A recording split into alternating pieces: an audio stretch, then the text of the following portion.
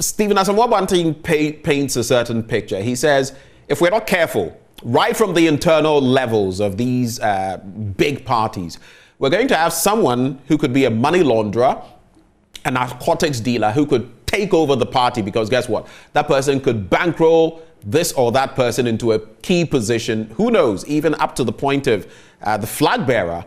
And that could basically mean that we sell our democracy, our governance system, to some person who wouldn't even know is pulling the strings in the background. I'm looking at our constitution and what it says about political party funding, the little that it says, because there's not enough in there from where we sit. Then there are the other dimensions to take stock of.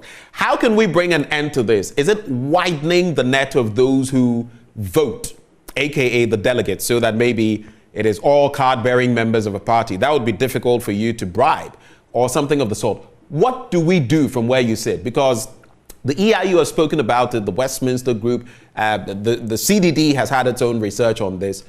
Where do we go from here? This question is for both of you, but I'll stay with you, Dr. Osae Kwapong, for your take.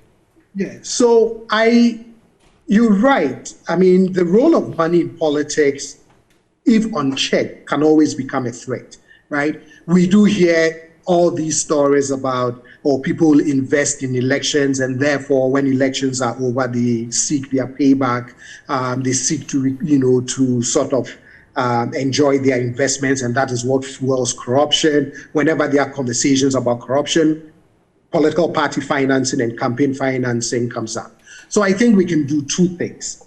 On the rules side, I mean, and there are very clear rules about who can or cannot donate to a political party.